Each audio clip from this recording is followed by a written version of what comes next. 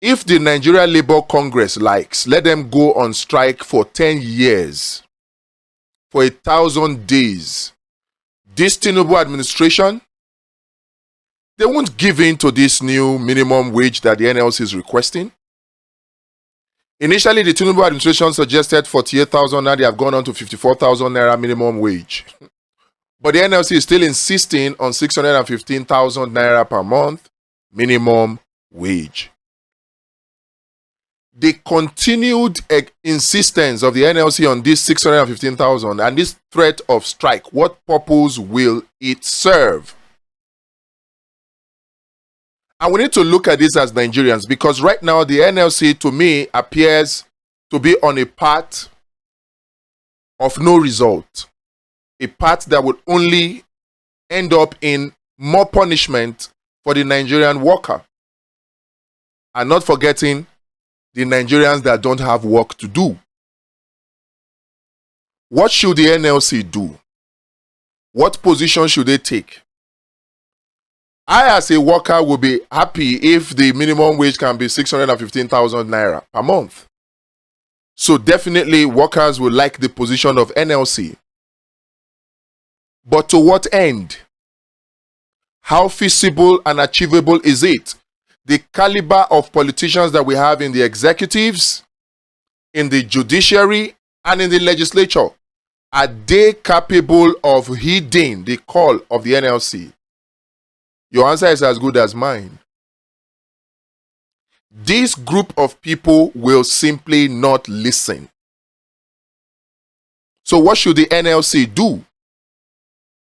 The NLC has two options. Number one, if the intention of the NLC is to make life better for the average Nigerian worker, for them to have a living wage. And what is a living wage? A wage that helps a worker to be able to take care of the basic necessity of life. So if the intention of NLC is to help workers to have a living wage, then they need to look for leaders that will reason with them, that will make this possible. And I'm afraid to say, can we find those leaders in the current executive, in the National Assembly, State Houses of Assembly? Can we find those leaders in the executive, in the presidency, in the governors? Unfortunately, the answer is no. So if the NLC would engage to make life better for the Nigerian workers, not to mention those Nigerians, millions and hundreds of millions of them that don't have jobs, what they need to do is engage to sack all of these politicians that are currently in charge of the monetary and economic policies in Nigeria. Cardoso, the CBN governor, has come out to tell you that, look, we cannot do magic. That's to tell you that they are not interested or they are not capable of heeding your request for 615,000 naira a month minimum wage. They are not. So NLC, what do you need to do? Don't drag Nigerians along unnecessarily in a futile battle with the federal government by way of strike, where we know that they are not going to heed. What we need to do is to use our numbers to sack the present people in government. And there are two options for you. Number one is to come and work with us to achieve the Abundance Party of Nigeria, since the Labour Party has failed you. Come and work with the Abundance Party of Nigeria. Let us push this party that has clear objectives. Ayuba Wabba, the former NLC president, came on national TV to say that the original intention of the Labour Party was to have a party for workers whereby the nomination forms for any elective position was free.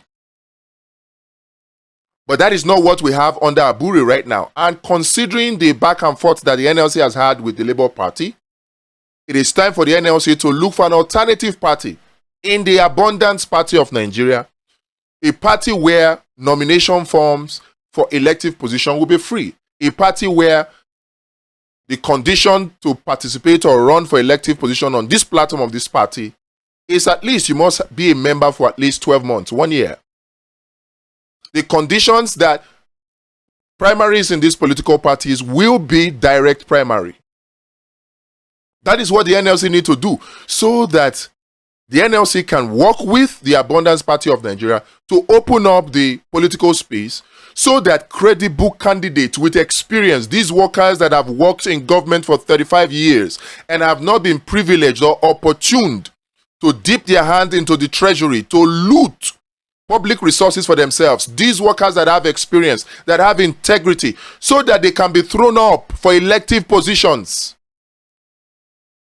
NLC needs to come and join the Abundance Party of Nigeria, because in the Abundance Party of Nigeria, you don't need billions to run for office. You don't need billions. Cash and carry politics, money politics is completely zero in this Abundance Party of Nigeria. That's the only way, so that we can have a new crop of leaders that will put the interest of the people forward, put the interest of the people first. That's what you need to do, NLC. Engaging in this back and forth, this media sensationalism of, no, we not go agree, give us 650,000 and the government is saying no, 54,000. It's all a waste of time. It will not achieve anything. First, you need to solve the leadership problem, so that you can have leaders in position that can implement pro-people policies. That's the first thing you need to do. The second thing you need to do is you need to consider the living standards of the people and how you can improve it. What are the things that the average Nigerian worker spends money on that their salaries cannot carry? And then when you go beyond the average worker, you look at those that do not have jobs, which are more than times 2, times 3 the number of those that have jobs. What are the things that they spend money on to stay alive? Number 1 on that list is food. No Nigerian should have to beg for food to eat, even if they don't have job. No Nigerian should pray to God first before they can have food to eat. No Nigerian should go on fasting, should need divine connection, should be linked to destiny helper. No Nigerian needs to do that before they get food to eat. But that is what we have now. And that is where the weaponization of poverty against the followers in Nigeria starts. That's where it starts. So if we're going to solve the problems in Nigeria, first solve the leadership problem by joining the Abundance Party of Nigeria, throwing up the political space so that credible and experienced and talented leaders can be thrown up for public office, solve that leadership problem. But much more importantly, the second thing is to solve the followership problem. And in order to do that, we need to break the influence of this weaponized poverty on the general population of Nigeria. And the only way to do that is to enact the free food stamp and social welfare law. And this would appear to be secondary, because the first thing you need to do is get people in place that can implement this law. For now, we can try to force it down the throats of the current National Assembly. We can try. It is not impossible, if only we can believe. We don't have to riot to achieve it. We don't have to engage in violence. There's no need to be afraid that, oh, if you participate in this project to enact the free food stamp and social welfare law, that the soldiers or the police may shoot at you. There's no need to be afraid for that, because even this law benefits the police. It benefits the soldiers. Many of our military personnel, police and paramilitary, many of them cannot feed their families. And that's why you see them in churches resorting to prayer, resorting to fasting, resorting to prophecies. They need this law more than you and I. And the approach that we would take to achieve this free food stamp and social welfare law is an approach that is intellectual. So there's no need to be afraid that if you join it, they will shoot you. You will not even need to come out. We just need the numbers. Imagine if we have 100 million signatures in support of this petition online, and the politicians in the National Assembly, in Aso Rock, in the state government, in the local government, the politician can see that 100 million people support it. They need the numbers. Even if they plan to rig, they need people to help them rig. Tinubu needs people in 176,000 polling units to help him rig. So when they see that the majority of the people are behind this free food and social welfare law, they will adjust. They will pass the law, just like we did with the Electoral Act, even though we see that there's a need to tweak some part of it. But we got it passed. So these two we can make happen. All we need to do is focus. These are the two things that we need to do. It may appear as though this second one, this free food stamp and social welfare law, may not be able to pass, but it is possible. We can give it a try. We can give it a try. We have nothing to lose if we try. Because like they say, if we try, we may win. But if we don't, then we have already failed.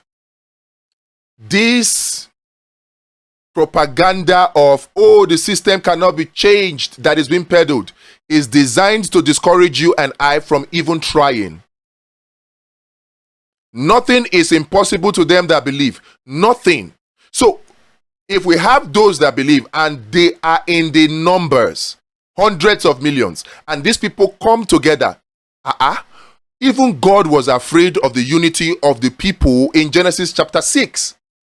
When he said, oh, now that these people are so united, and now they are deciding to build a tower that is high to the heaven.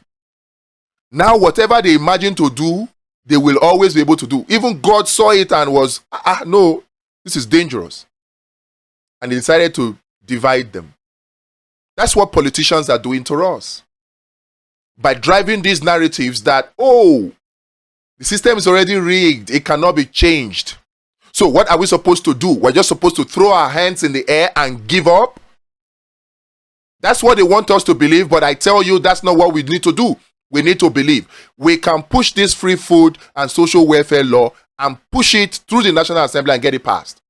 That is one way to solve the followership problem. That is one way to solve the living wage problem for the people. If you like, make it 615,000.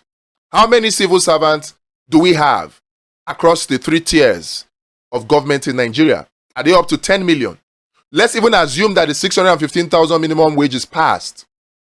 And then you have the capacity in the private sector to pay, which is not possible. You will still only be catering for about 10 to 20 million people. And you will still be left with 180 million Nigerians that will still be in multidimensional poverty. Because food inflation will still be there. In fact, it will be made worse by this because we're not tackling production. We're simply asking for more money so that we can spend it on consumption. And consumption is what gives rise to rising inflation. So that will increase the cost of food and increase the cost of standard of living. So that will make things worse. The right way for you, the NLC, to tackle this minimum wage thing is to support the Abundance Party and to support this free food and social welfare law. And the rest of you Nigerians, you have a role to play. Look at the analysis. You have watched the video to this and tell me, please, do you not have a role to play?